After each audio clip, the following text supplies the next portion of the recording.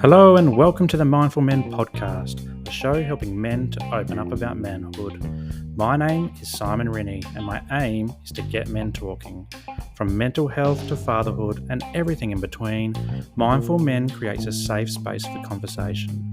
Now, before we get into this episode, I want to say a huge thank you for joining me. It means a world for you to join me and talk about men's issues. And if you love what you hear, please subscribe and share the episode with your mates. You can also join the conversation on Instagram and YouTube, and I'd love to connect with you there. But for now, sit back, relax, and let's get mindful.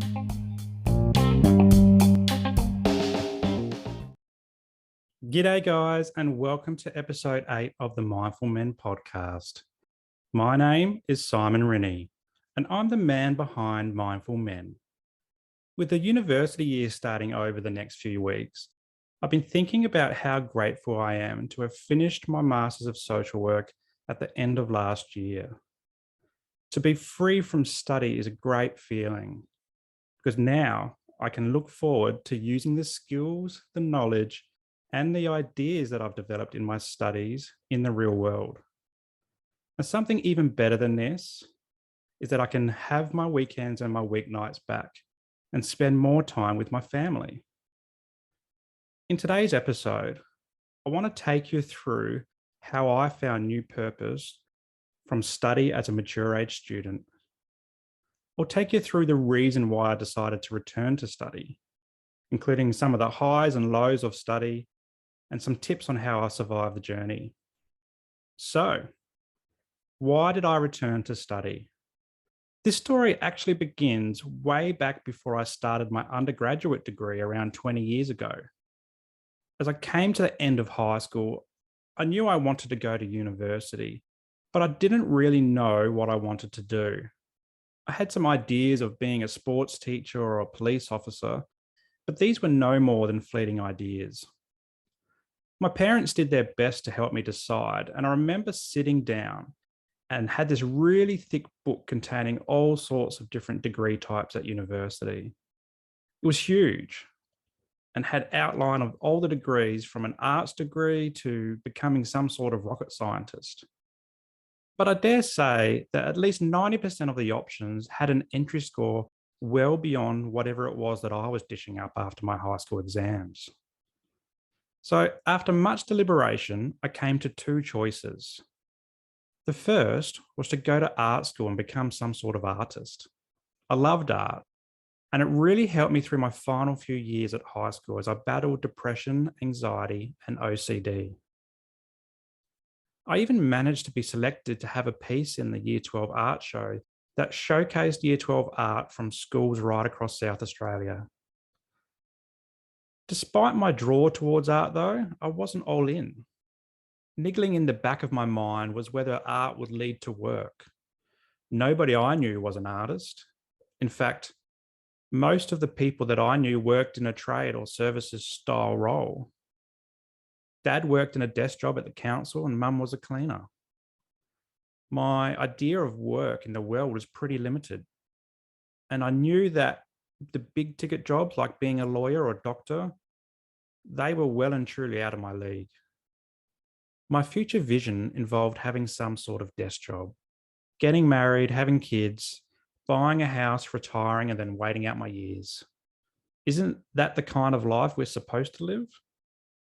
I couldn't see that being an artist fit in with this. So I landed on my second choice. A Bachelor of Social Sciences was in reach of my high school grades, and it even had a subject for psychology that jumped out at me like a beacon of light. As I worked through years of anxiety, depression, and obsessive compulsive disorder, I had started developing this idea of wanting to help others with mental illness. So, this is the path that I took. I managed to get through my first year of the social science degree with okay grades. It was nothing special, but nothing drastically bad. But come year 2, and I hit a huge snag. Psychology turned from learning about Pavlov's dog theory to maths and stats. And if there is one thing that I can't stand in the world, it's maths. Suffice to say, I ended up failing that subject, and my whole world crumbled down around me. The stress and anxiety that came from that subject ended up causing chaos, and I ended up dropping out of uni and having a gap year. I simply couldn't cope. I felt dumb. And no matter which angle I looked at the data, it just seemed alien to me. When I dropped out, a few people told me that I wouldn't go back because apparently that's the thing with uni. People who take a gap year don't tend to go back. But I did. And when I did, I didn't actually follow the same path that I was on. Doing maths was a no-no for me, so I left psychology behind. And I started to explore other options and settled on anthropology, or the study of culture. In comparison, I found this major much easier, and my groove came back. There was no maths, there was no stats, just learning about culture and our identity. I was barely attending by the end of the degree, but I didn't really need to. I was getting good grades despite being at my part-time job more than at my full-time uni. And in the last year, I turned my mind to what next. So I asked myself two questions. First was, what the hell does a social scientist actually do? And the second was, who employs social scientists? If I was a bit cluey back then, I would have gone and seen a career counsellor at the uni. But I didn't even know they existed and were available to me. Suffice to say, I was a pretty naive kid. So in the days before Google, I jumped onto Yahoo and I typed in social science jobs, or what jobs do social scientists do? Not much showed up back then, aside from a few graduate positions in the public service. Some jobs were in South Australia and others were in the nation's capital. The money seemed amazing, but I doubted that anyone would want to employ me for these roles. Surely you'd have to be a HD student for a graduate job. But I applied anyway, and I've somehow managed to land one in Canberra. This was a huge moment in my life. I'd never lived out of home before, let alone another state. But it seemed that my years of perseverance were starting to pay off. Years of mental illness. It caused me to fail year 12 and I had to do year 13 just to get my high school certificate. I seemed to stumble through uni a little bit, including dropping out in that second year. But here I was at the end, barely attending and now being offered a job in some government department. A year later, I met my now wife, who was on a similar pathway. And over the next 15 years, we would both work in various public service jobs. And we tended to move around a bit, always chasing greener pastures. Some of the jobs I've done over the years have been dead set boring, but others have been really interesting. And some have let me travel to other parts of Australia, while others had me chained to a desk. But as the years went on and the opportunities to climb the ladder dried up, we found ourselves making the last move to the Sunshine Coast. And we did this to focus on lifestyle rather than the paycheck. And whilst it was easy for my wife to land a job up here on the Sunshine Coast, my job at the time was a 2-hour trip south to Brisbane. I'd be out the door at 5 a.m. every morning, driving for an hour on the highway, and then to catch a train for the rest of the way to the city. I would then be on the train back at about 3:30 in the afternoon to return home, and ended up walking in the door about 12 hours after I left in the morning. This sucked. It made me exhausted both physically and mentally. And towards the end of this job, I managed to start working from home. Now, in 2017, working from home in the public service was a taboo subject. You would have to go through months of approvals and ultimately rely on some manager in another state who has never met you to make a decision that could save you 4 hours of travel each day. It's not like a COVID world where working from home is now the norm. Nope, back then it was agony just to mention the words working from home. Anyway, it got to a point where I'd lost all passion for the job that I was in. My working from home was going to get canned because that manager from the other state, well, they thought that it was better to have bums on seats in an office 2 hours away. I hated the thought of getting back on that highway and I felt trapped. I felt disconnected from the Sunshine Coast because all of my life was centered around a job in an office 2 hours away in Brisbane and peers nationwide. I was desperate to work up here and I had applied for over 100 jobs, but unfortunately, I was knocked back for every single one. And this included jobs that I was way overqualified for, and even a couple that I was underqualified for. My mental health was wavering and I needed something to shine some light on me. So, at the end of 2017, I started thinking about study. I wasn't getting anywhere with work or job applications. So I thought maybe my Bachelor of Social Science wasn't cutting it anymore. Maybe my 10 or so years public service experience wasn't good enough. I figured that it was time to tend to the seed that was planted in my teens, to work with people suffering from mental illness. I ended up going to the University of Sunshine Coast and actually speaking to a career counsellor. We talked about a range of different study options, from another undergraduate degree in something like counselling or even occupational therapy. But I would be juggling full-time work with this, so I needed something that wouldn't take me another 8 years to do part-time. So together, we found the Masters of Social Work. It would take about 4 years part-time, but that was doable. 2 subjects per semester. Plus, social workers could work in the mental health space, and this really interests me. So I signed up and I was accepted. And at the start of 2018, I was walking onto campus after work as a mature age student. That first year was amazing, but also very hard. I started the course with a mental health subject and I absolutely loved it. In fact, I liked it so much that I didn't want the tutorials to end. But I also picked what would be a difficult subject, talking about grand theories like capitalism and how they shape societies. Getting back into uni was tough. I had to remember how to write academically and to reference properly, to research journals and make evidence-based arguments to support my claims. I found myself taking way too many notes in that first year, and before long, my brain would become overwhelmed with information. But I was also excited and committed to the cause, so I kept going. That first semester was like my brain woke up from a 10-year slumber. I was thinking again. I was thinking about grand issues. I was questioning my place in the world. And on many weekends, I also felt alone. I was alone in the university library whilst my wife and my 1-year-old son were at home waiting for me to finish. I simply couldn't study at home, so my weekends were spent at uni. But by the end of that first year, I was back into the uni groove. It was much easier the second time around because I was more committed. Becoming a social worker was my new identity and a new purpose in my life.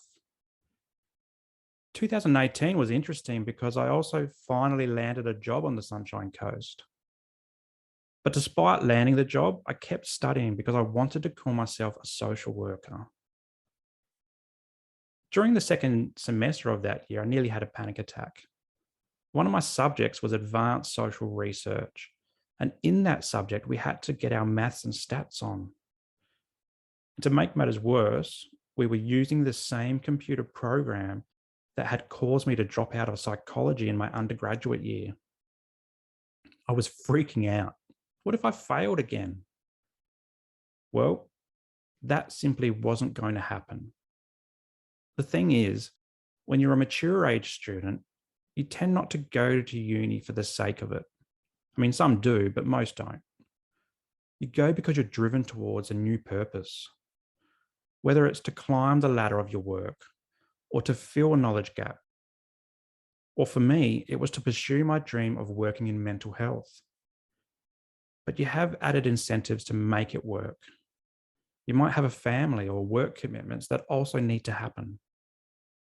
For me, it was a 1-year-old and wife at home. It was also a full-time job that I was in. Failure simply wasn't an option, so I dragged myself through that subject.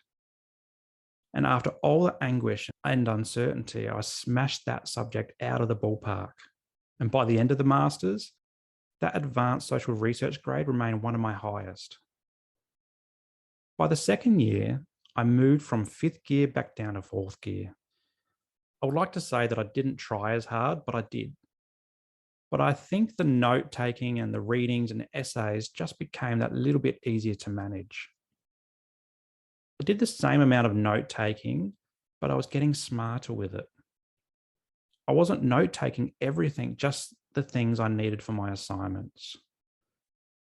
Now, as all social workers will know, you have to complete 2 placement units. And this basically means that for 3 months during each placement, you're doing unpaid work in a social work role to practice your knowledge and your skill sets. Now, for the younger students without families, mortgages, or full-time jobs, this is just like going to uni. But for many of us mature age students, how the hell do you manage to take 3 months off work for an unpaid placement? What happens if you get sick during the placement and it goes from 3 months to 3.5 months?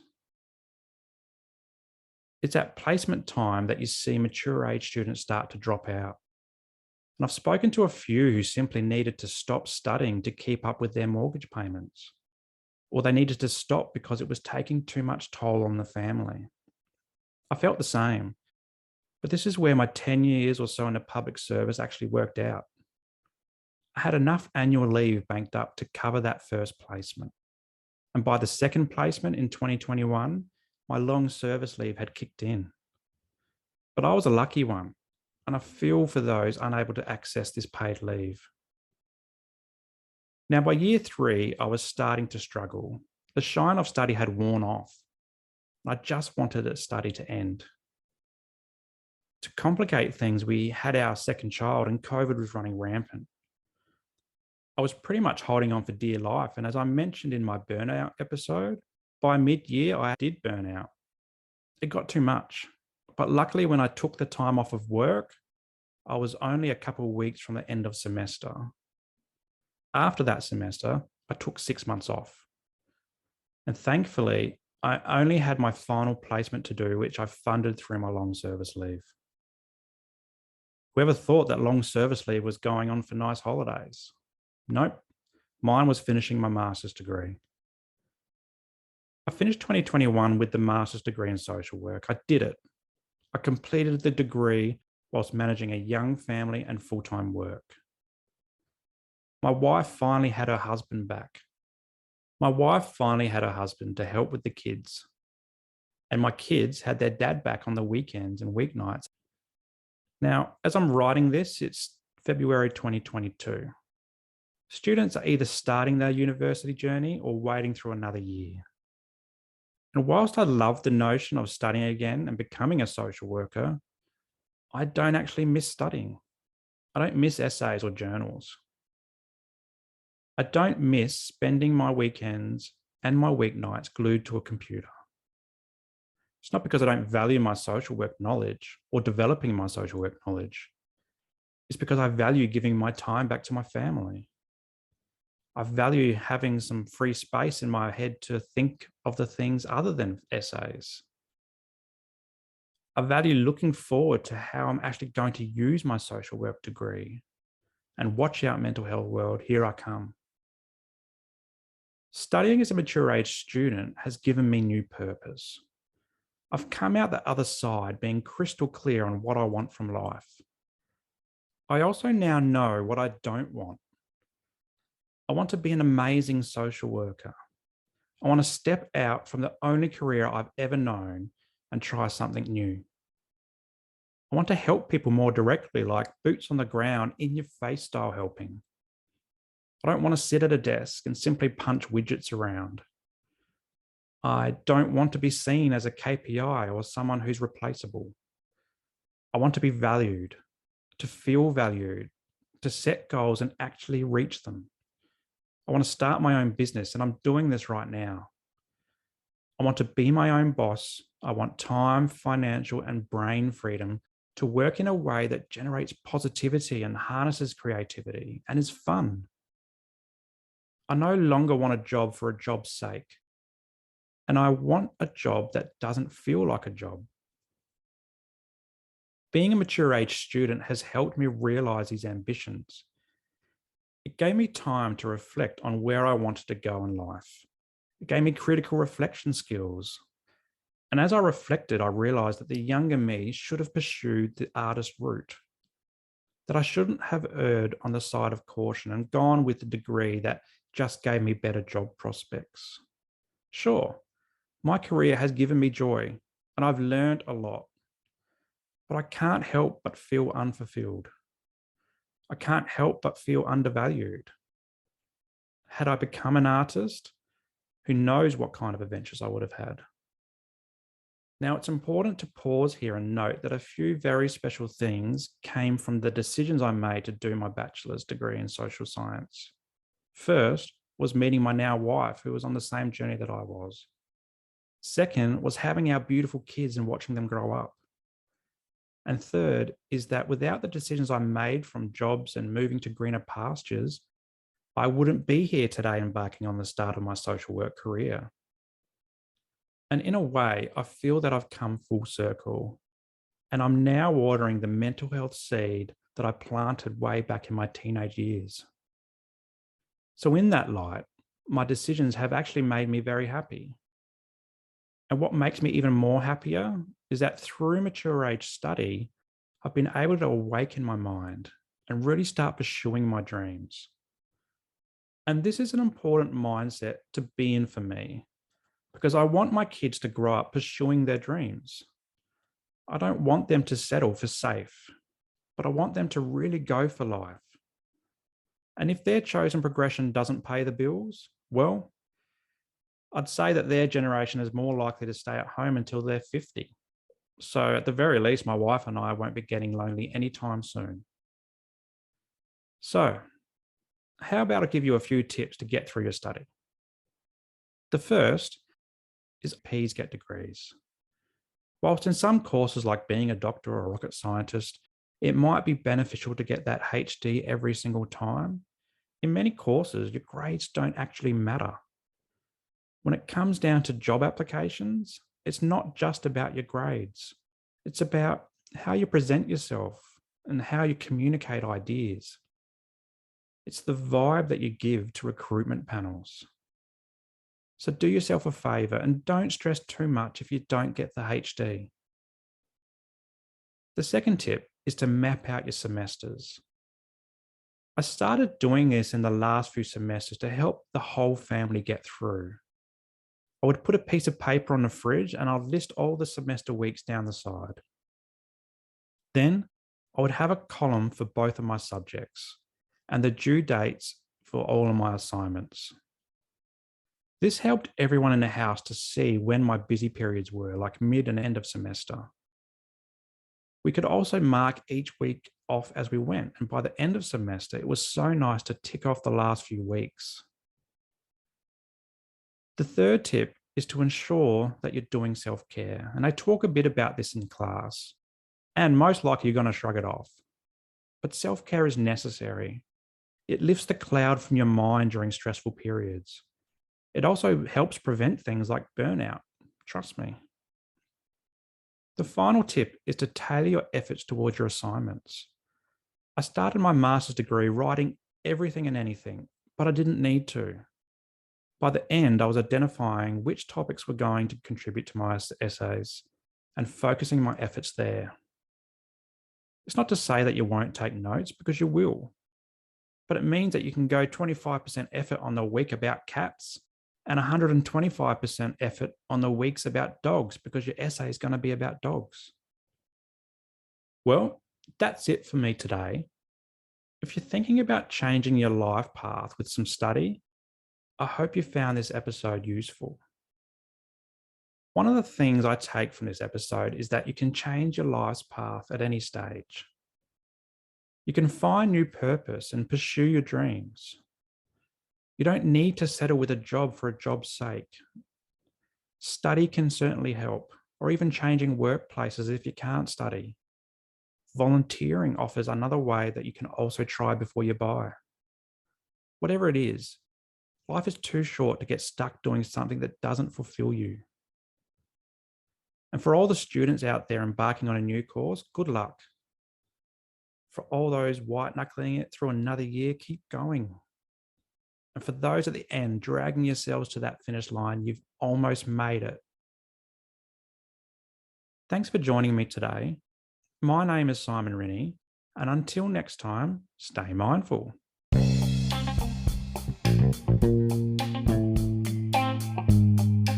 Well, that's a wrap for today's episode, and I hope you got some value from it. If anything triggered your mental health today, please reach out to your support networks. Also, if you loved what you heard, be sure to subscribe to the show and share it with your mates. For more from Mindful Men, you can check us out on Instagram and YouTube, and I'll throw the links to these pages in the show notes below. But until next time, stay mindful.